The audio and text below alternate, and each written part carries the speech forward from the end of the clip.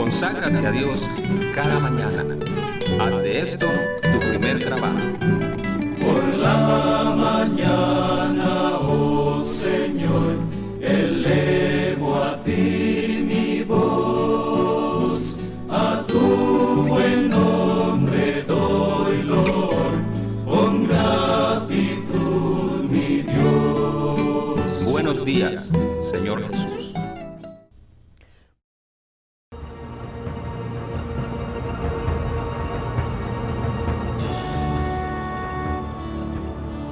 Amigos, me da muchísimo gusto saludarles en su programa de La Verdad Presente. Estamos en la serie Pilares de nuestra Fe y esta ocasión voy a presentarles el pilar de la prosperidad.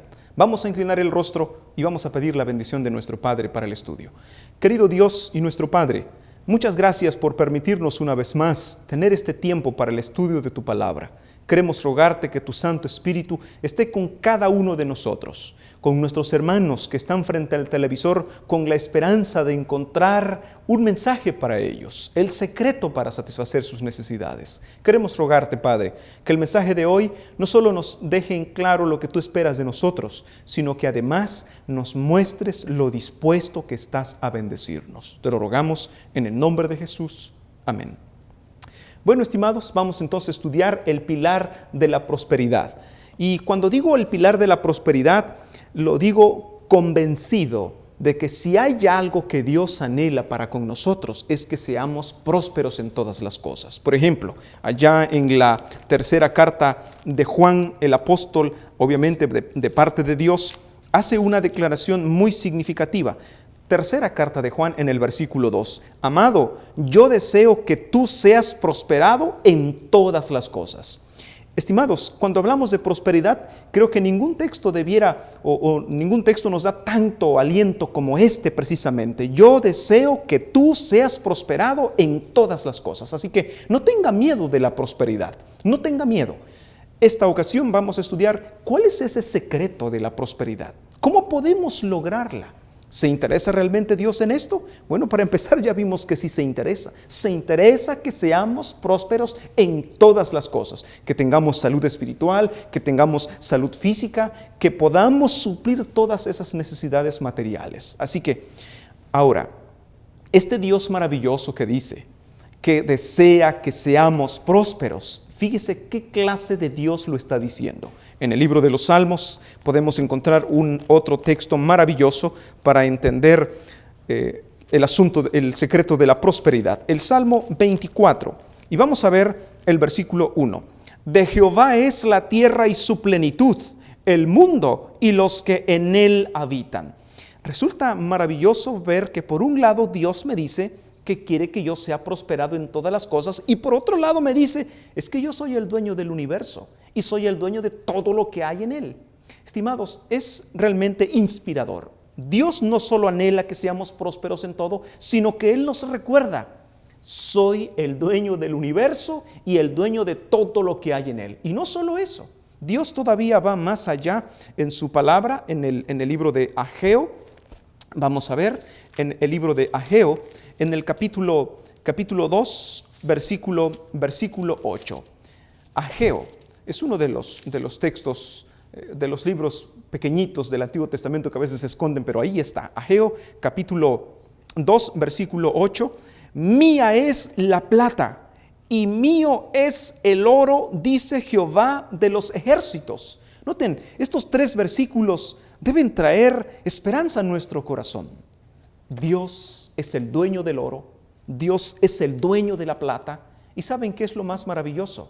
Que este Dios que desea que seamos prósperos, que es dueño del universo, es dueño del oro y de la plata, nos llama a sus hijos. Somos hijos de Dios. Y si el dueño del universo, que es nuestro Padre, que así nos lo ha dicho y así nos lo ha demostrado, si Él es nuestro Padre, estimados, ¿no creen que vale la pena entregarle nuestro corazón y descubrir cuál es el verdadero secreto de la prosperidad? Pues bien, estimados, por eso estamos precisamente aquí, para ver cómo lograr la prosperidad en todas esas cosas que Dios tanto anhela que nosotros tengamos. Veamos un texto más, Deuteronomio en el capítulo 8, versículo 18. Deuteronomio, capítulo 8. Es más, quiero que leamos un texto aparte del versículo 18, que es en donde vamos a detenernos un poquito. Pero veamos lo que dice el versículo 11. Cuídate de no olvidarte de Jehová tu Dios para cumplir sus mandamientos, sus decretos y sus estatutos que yo te ordeno hoy. Fíjese bien, dice, cuídate de no olvidarte de los mandatos, de los mandamientos de Dios. Número 1. Número 2, versículo 14. Y traiga por consecuencia, ¿qué cosa? Dice, y se enorgullezca tu corazón y te olvides de Jehová tu Dios, que te sacó de la tierra de Egipto, de casa de servidumbre. Noten ustedes aquí dos puntos importantes. Primero dice, no te olvides de Dios, de sus mandamientos. Número 2, y por consecuencia te enorgullezcas. Y ahora mire lo que dice en el versículo 17. ¿De qué manera puede manifestarse el orgullo humano? Olvidándose de Dios. ¿De qué manera se manifiesta? Versículo 17. Y digas en tu corazón, mi poder y la fuerza de mi mano me han traído esta riqueza. Díganme una cosa, ¿no es esto lo que muchas veces nosotros hemos practicado? Cuando usted no reconoce a Dios con sus bienes, está diciendo, lo que yo tengo es por mi fuerza. Lo que yo tengo es porque me quemé, como comúnmente decimos, me quemé las pestañas estudiando, me quemé las pestañas desvelándome para mejorar mis habilidades, y por eso, por cuanto yo me he ganado esto, yo tengo derecho a todo. Mire lo que Dios está advirtiendo aquí, y con toda razón.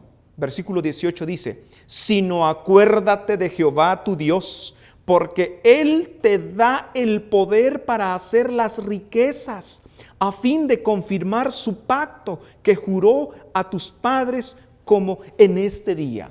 Aquí hay 3 puntos maravillosos que está mostrándonos, más bien 4 puntos. Primero dice, no te olvides. ¿No me olvide de qué? No te olvides de los mandamientos. Aquí está el secreto de la prosperidad.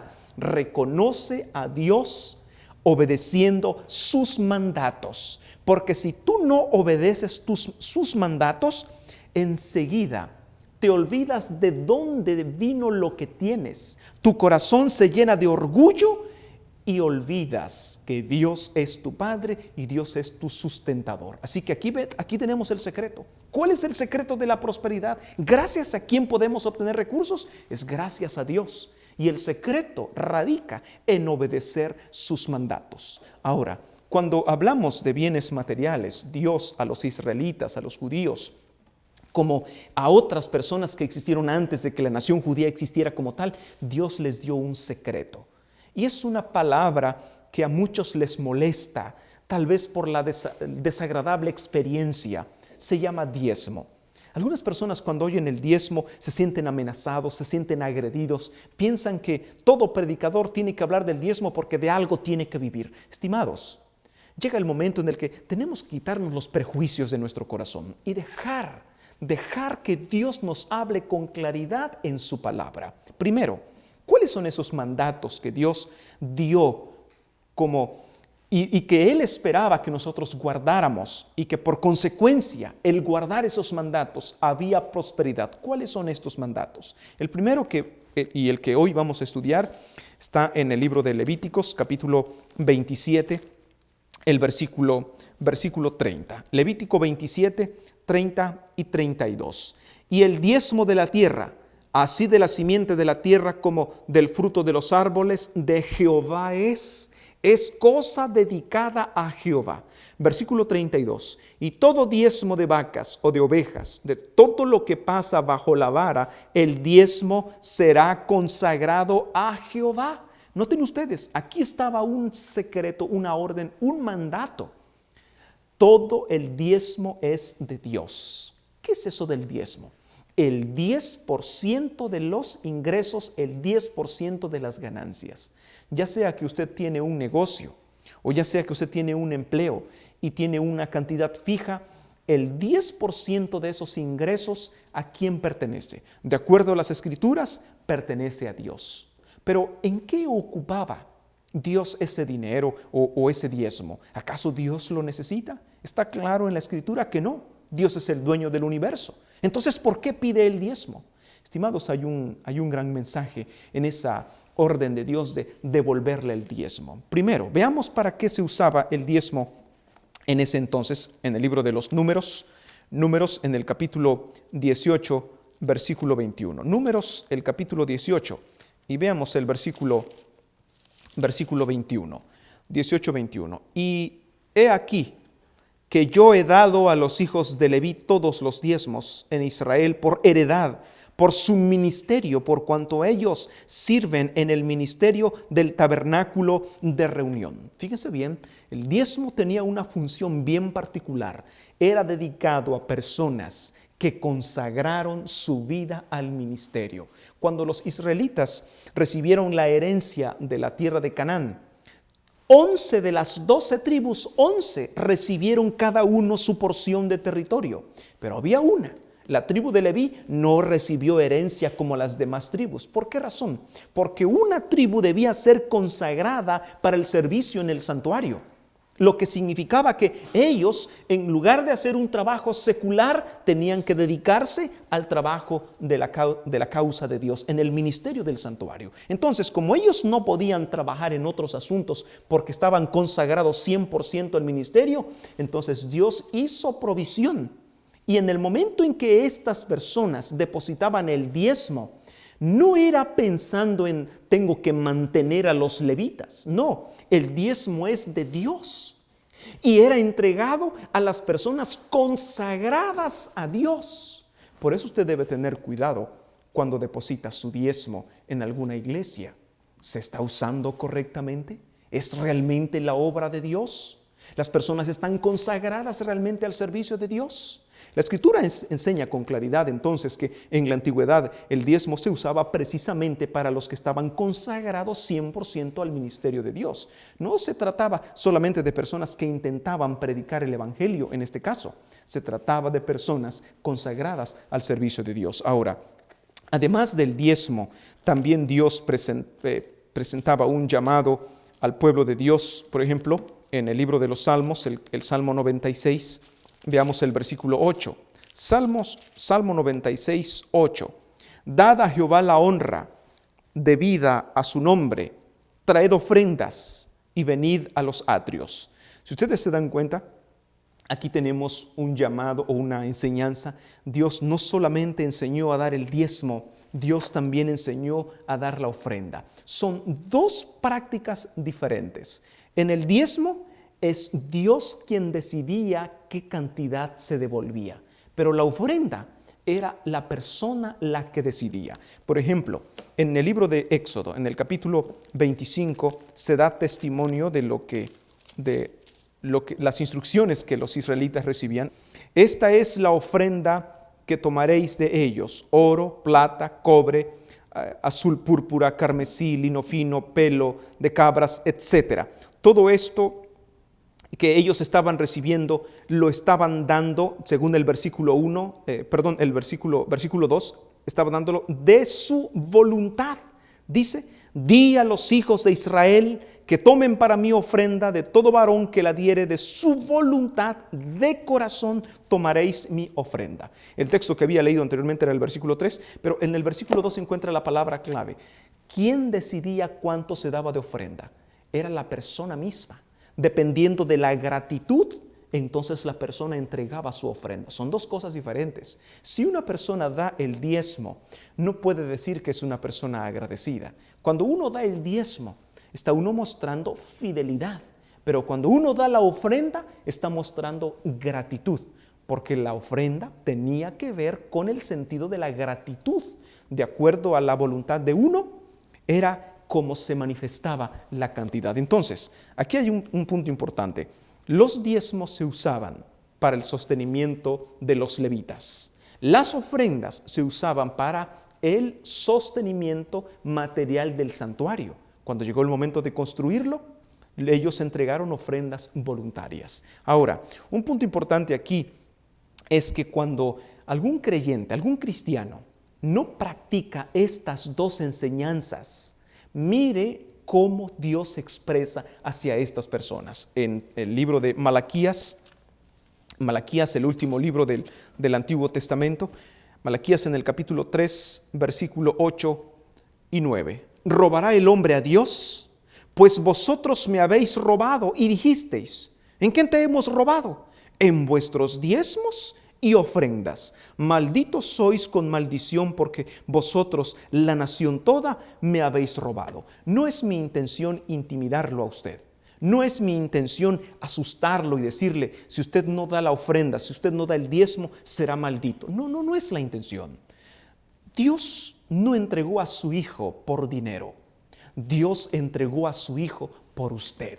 Y si hay algo que Dios busca, es su corazón, es a usted mismo. Pero una evidencia de que alguien ha sido entregado a Cristo, alguien ha entregado el corazón a Cristo, es que puede honrar a Dios con sus bienes, con sus recursos, siendo fiel en devolver el diezmo y en devolver la ofrenda. Entonces, fíjense bien, Dios se expresa de una manera, es una manera cruda. No le pone otro nombre, le pone como lo que es. Dios dice que cuando usted no entrega el diezmo, cuando usted no entrega la ofrenda, se constituye un ladrón. Y lo peor de esto es que no lo quiera reconocer. La Escritura lo enseña. Sin embargo, estimados, Dios no es por fastidiar que nos lo dice, no es por asustarnos, no es por intimidarnos, sino que Él dice que esa práctica de no dar el diezmo y la ofrenda se constituye en una piedra que impide las bendiciones de los cielos. Por eso mire lo que sigue diciendo en el versículo 10. Después de la amonestación, después de señalar que esa es la piedra que obstaculiza las bendiciones, mire ahora lo que dice aquí mismo en Malaquías capítulo 3, versículo 10 y 11. Traed todos los diezmos al alfolí y haya alimento en mi casa. Y probadme ahora en esto, dice Jehová de los ejércitos, si no os abriré las ventanas de los cielos y derramaré sobre vosotros bendición hasta que sobreabunde. Noten ustedes que Dios está usando aquí una figura maravillosa. Dice, yo voy a abrir las ventanas de los cielos. Yo las veces que he leído este texto, cuando Dios dice, pruébame en esto y verás si no abro las ventanas, a mí me da la impresión como estar en un depósito donde ponen el sorgo. Cuando yo he visto que llegan algunos camiones y vacían el sorgo en ciertos depósitos, yo me imagino, cuando veo este texto, a una persona que se mete en un depósito de sorgo y de repente se abre una ventanilla justo arriba de él, y cuando se abre la ventanilla se deja venir todo el sorgo y lo tapa, tal como Dios lo está diciendo aquí, diciendo, y verás si no derramo bendición hasta que sobreabunde. Tengo un hermano de nombre Octavio que usa una frase que se me hace muy graciosa, que dice que cuando Dios da, hasta los costales presta. Esto, estimados, está demostrado en las Escrituras y está demostrado en las personas que hemos creído y practicamos esto. ¿Por qué? Porque sale de Dios, es de Dios. Ahora mire lo que dice el versículo 11. Reprenderé también por vosotros al devorador, y no os destruirá el fruto de la tierra, ni vuestra vid en el campo será estéril, dice Jehová de los ejércitos. Ahora usted puede decir, pero pastor, yo no soy agricultor, ahora yo trabajo en una maquiladora, ahora yo tengo un negocio. Estimados, el principio es el mismo. Cuando tú te colocas en las manos de Dios, Dios se encarga de bendecirte abundantemente y de hacer a un lado lo que robe o lo que intente detener tu prosperidad. Entonces noten con claridad, el llamado de Dios es extraordinario. Ahora, algunas personas pueden decir, pastor, pero eso es del Antiguo Testamento. Pero no. Algunos textos nos enseñan con claridad, por ejemplo, en el libro de Mateo capítulo 23, lo que Jesús enseñó acerca del diezmo.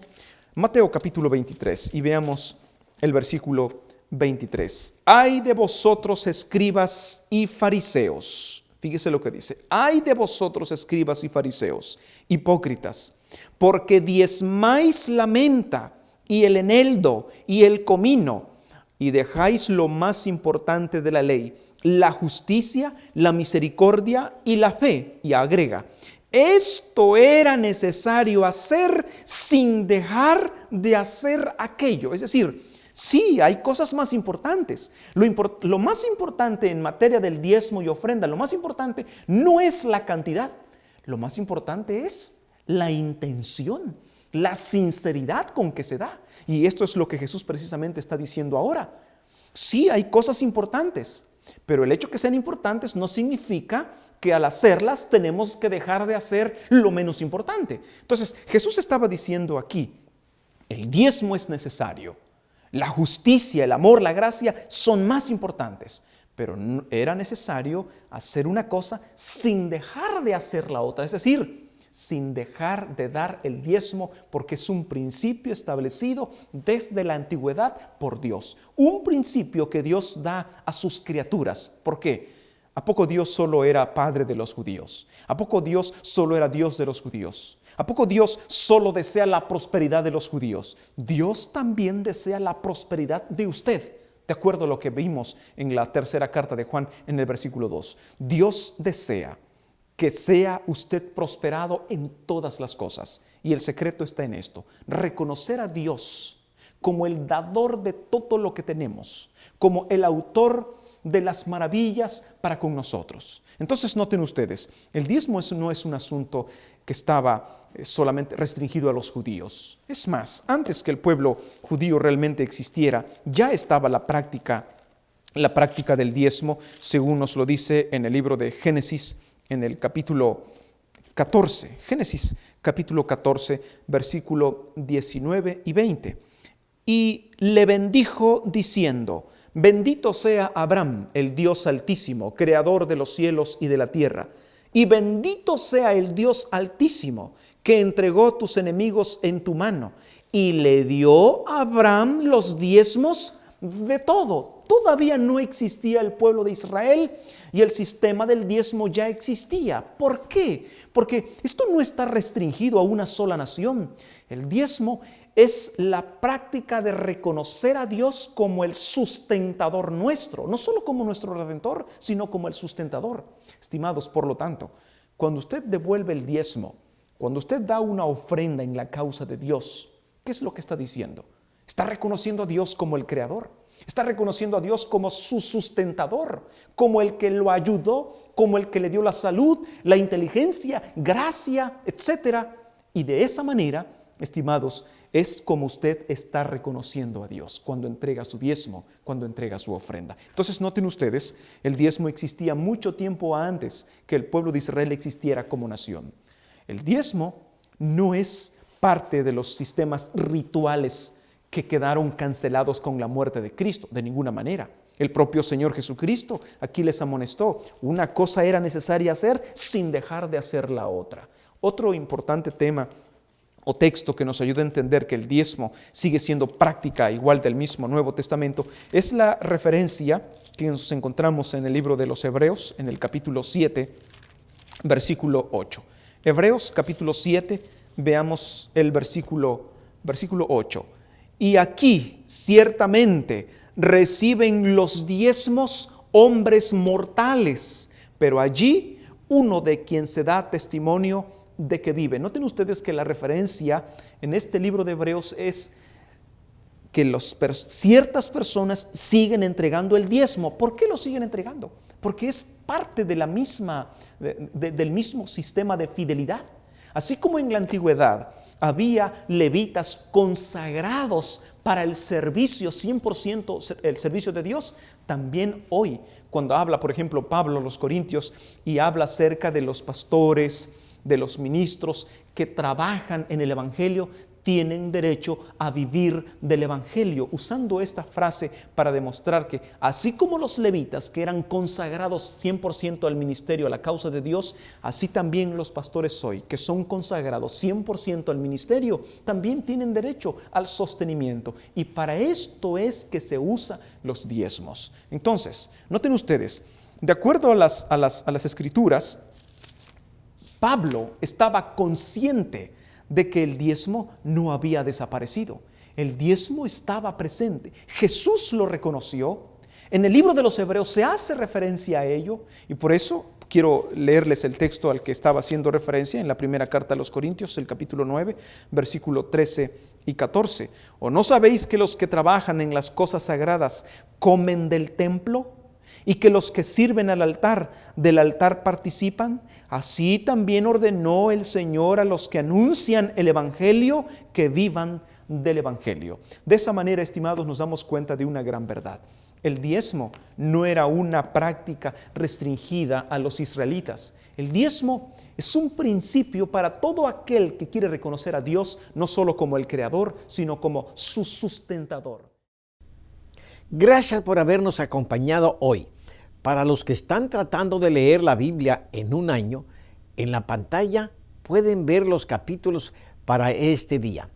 Que Dios les bendiga y esté con ustedes en todas sus actividades. Hasta mañana.